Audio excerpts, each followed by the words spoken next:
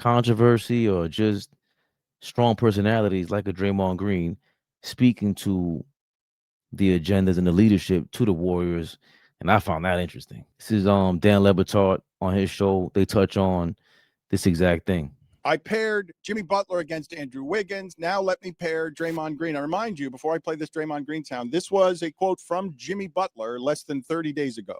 San Francisco Chronicle, quote, all that noise and chaos paid off in a major way. Everything starts off great, but then you know someone has to be the bad guy, and it gets to be me. I'm always the one doing something unbearable all of a sudden, but being here, they've only got one goal. Ain't no hidden agendas. End quote. So I think Draymond here speaks to the idea of perhaps not hidden agendas, but not everyone in Golden State has the same agenda. I think everybody was committed to winning and doing that any way possible. And right now, it doesn't feel that way. Personal agenda type stuff, or like, you know, I mean, I guess how would you kind of? I think everyone has a personal agenda in this league, but you have to make those personal agenda work in the team confines. And if it doesn't work, then you kind of got to get rid of your agenda, or eventually the agenda is the cause of someone getting rid of you. The one thing I always respected about Draymond is that he seems to be very honest and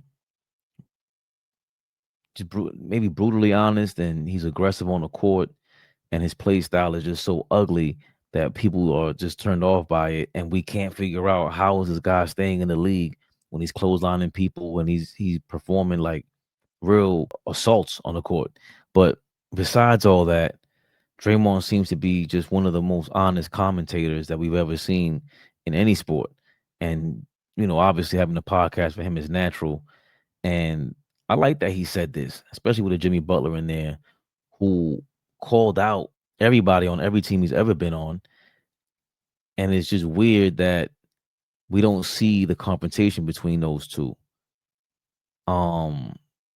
As Amin spoke to in this part of the clip. We really celebrated old school around here, and you realize there's a generation of difference between however it is that Jimmy Butler and Dwayne Wade were behaving in Chicago, or how Jimmy Butler interacted with younger people in Minnesota, or in the instance that we're talking about here where you're singling out Kuminga. It's a generation of difference in attitude. I will say, though, I think he's right in the people that he's identifying in terms of people that aren't necessarily doing the things necessary to help the team, even though his own actions, especially when they meet real adversity, kind of also work against the team's interests. Right. Like, so the idea is like, yes, he's never like misidentifying the guy who's not pulling their weight. But how do you get them to pull their weight? Do you go off on them and then just ignore them for the rest of the time? Like, that's not an effective strategy. You're trying to build them up to get to that place. I think Karl Anthony Towns is an example of what he was in Minnesota and what he is now has grown. Players grow, players change. And Jimmy seems to have a way of kind of like, either here or there, and once you're on one side or the other, that's it. Are you guys with me on the idea, though, that we really celebrated 35-year-old Jimmy Butler from a different time, lumberjack guy, when he was undressing 20-year-old cat who was not yet a grown adult because he came out of Kentucky as a freshman? And undressing is bad. You understand what I'm saying, though. See, the part that Dan Lebertard is missing there, Jimmy Butler doesn't have to do that on Golden State with Steph Curry there, Steve Kerr, and Draymond Green. Obviously, Jimmy Butler was in Miami, and he had his own agenda when he was leaving. While he was there, you know, there was a confrontation with him and Spoelstra and Udonis Haslem on the bench, and that was a part of just, again, the teamwork dynamic. And I'm not sure if we're going to see one of those moments in Golden State. You know, I think that's what everyone's kind of looking forward to with Golden State. That's kind of like the elephant in the room with those guys. Are we going to see Jimmy Butler versus Draymond Green confrontation? Are we going to see that? Will it get to the point where they need to implode that way and go at it? Because we've seen Wemby, you know, confront Draymond and not back down from him, stand up to him, which is easier to do when nobody can stand up to you. He's 7'6", and Draymond has been known to obviously punch Jordan Poole, punched everybody in the league, mainly people who won't fight back. That's what everybody's saying. That's the word on him, right? Will there be the Jimmy Butler Draymond thing, or do they just respect each other that much? Will there be nothing that they disagree on that much. Two hot-headed guys that we've seen display this. And we've seen Jimmy Butler go at it with Udonis Haslem. That's a well-known tough dude, right? So I can't see why, or I what's so bad about asking that. And they seem to be on pace with each other. Like they seem to be on the same page. You see Jimmy Butler in this clip. He answers to Draymond's response, original comment about everyone having personal agendas. Everybody has to be honest with themselves. Everybody has to be honest with everybody else. We're gonna figure it out. We all we got at the end of the day. That's never gonna change. What stands out with the turnovers right now, Jimmy? It's not caring enough about every possession. Get lazy with the ball. You know, some of them are good turnovers, like overpassing the ball, looking for the open guy. And then some of them are just can't have it.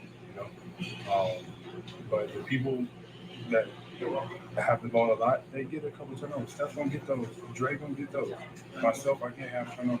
K can't have turnovers. Trace can't have turnovers. And nothing's, you know, I tell that to them like I told you. We're the ones that have to keep our turnovers down. That was an interesting comment from Jimmy Butler because you're not getting paid like someone who can't turn over the ball.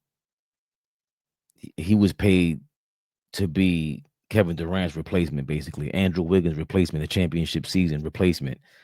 That's a very weird thing for him to just take the back seat. Draymond seems to be the overwhelming personality over there in that locker room. I don't know if it's going to take a moment where Jimmy finally kind of wakes up and he has to add a spark to the Golden State Warriors to push them to another level. And Steve Kerr knows all about this. He also Steve Kerr talked about how he couldn't lead Draymond the same way that he led the other players. You can't treat everyone the same way. And he learned that Draymond likes to be cursed out and he likes to be spoken to aggressively. You know, going back to Tom Izzo, he was referencing. Tom Izzo was Draymond's coach at Michigan State when he was in college. And will we see this? Maybe it's happening. We don't know about it. I don't, Kevin Durant famously, when he went at it with Draymond, he was just cursing up a storm. Kevin Durant he seems to be he talks a lot, but then when we saw Draymond confront him, we saw Kevin Durant have that look on his face, like, he was backing down, and he was an elite superstar, and playoff Jimmy in his own right. We don't want to put him on the same level of Kevin Durant and Steph Curry and these guys, but the playoff Jimmy thing, regardless if it's overhyped, it's created or it's birthed from a guy who, he's built. It seemed to be like a Draymond type personality, and it's someone whose skill set that we respect as fans, and I'm pretty sure players on the court feel the same way fans do. Where they're just like, we don't want Jimmy Butler to catch fire, and if he's a guy that can catch fire and take you to the next round, elevate you and win you certain games, especially at this stage in their career where offense is what you need when it matters most. And when the older you get, and in this era with these guys at 35 plus still being able to perform at the level that they do in the face of the adversity of all the injuries, it's funny to see Jimmy Butler going, hey, Draymond and Steph Curry, they can make turnovers. They can kind of do what they want to do, basically, because they have the ball in their hands mostly. I'm not one of those guys. I told Kuminga, I told the rest of the locker room, we can't make turnovers because I'm not a primary option on the offensive end. I'm not the primary engineer on the offensive end. It's kind of shocking to hear him admit that. I'm not gonna lie. Very interesting. I want to see with Steve Kerr how he stirs the pot. He doesn't seem to be Machiavellian like a Phil Jackson. Like Phil Jackson is an instigator. He's also someone who would, tell Kobe, hey, yo, slow it down for Shaq. And that's something that's not talked about enough, where Phil Jackson didn't. He kind of oversaw the whole thing where Shaq's getting a little bit older and Kobe's a young guy coming up. Where was the mediation between Shaq and Kobe back then to go, you know what, Shaq, you are Shaq, but this guy, Kobe, He is a lot like the guy I coached in Chicago that got me 6 championships and got me on this legendary run and got me from the CBA to this iconic figure in basketball. Is Steve Kerr going to start to get into his Machiavellian bag? You know, I don't think so, because Steve Kerr is like, he's too laid back for that. He's more worried about healing the world. And I don't think he would stir the pot in that direction. But again, we're talking about Jimmy Butler, Draymond Green, 2 guys that don't seem to have ever been scared of confrontation at all whatsoever. Some things that have subsided. The Jimmy Butler, Draymond elephant in the room is Draymond confronting fans in the crowd. This took over headlines over the weekend. Draymond Green is willing to go step to a fan who was apparently, Draymond Green described it as, he called me a woman. And then, of course, reports afterwards confirmed that the fan was calling him Angel Reese, because Angel Reese is known to grab rebounds and never shoot the ball. So if Draymond's willing to confront this guy and this guy, we know he's willing to confront this guy. AllBall TV. They scared, but I'm not. They don't like comentario. Y suscribe.